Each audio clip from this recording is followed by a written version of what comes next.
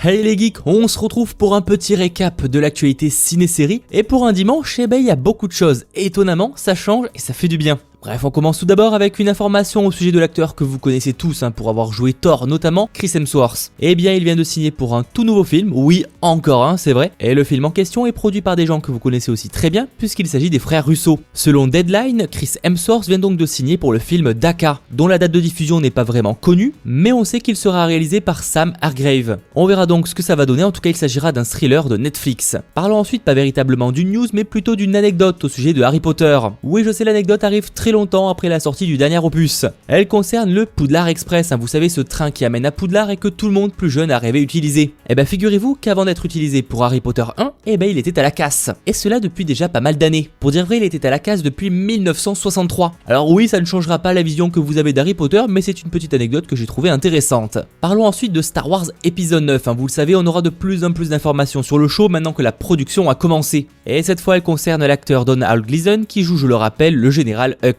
Il a tout simplement annoncé qu'il regrettait d'avoir lu le scénario car il risquerait de le faire spoiler. En gros, pour résumer, si un jour un journaliste doit faire un interview pour avoir quelques informations sur l'épisode 9 de Star Wars, c'est clairement à lui qu'il faudra les poser. Parce que visiblement, il va avoir du mal à garder des secrets. Il a précisé qu'il a fait la terrible erreur de lire tout le scénario et que du coup, il sait tout. Bref, je rappelle évidemment que Star Wars épisode 9 sortira en décembre 2019 et que l'on va sûrement avoir des tas d'informations d'ici là. Parlons maintenant de Wonder Woman 1984. C'est grâce à l'actrice Robin Wright, qui joue donc, je vous le rappelle, l'Amazone Antiope, qu'elle signera donc des flashbacks dans le second opus de Wonder Woman. L'actrice a révélé être sur le tournage pour juste quelques petites scènes. On verra évidemment ce que ces flashbacks en question vont apporter. Par ailleurs, on sait aussi que ces fameuses scènes en question ont été tournées en Espagne. Voilà, si ça vous apporte quelques petites précisions. Rendez-vous en novembre 2019, donc un petit peu avant Star Wars, pour justement découvrir ce Wonder Woman 2. Et on termine avec deux petites news pas forcément super intéressantes, notamment une au sujet d'une image qu'ont partagé les frères Russo sur leur compte Instagram. C'est encore une fois l'artiste Boss Logic que vous connaissez sûrement pour avoir fait des tas et des tas de montages. Récemment, c'était par exemple Zendaya dans le rôle d'Ariel. Et là, ils ont partagé donc une photo qui montre nos différents héros après le fameux claquement de doigts de Thanos.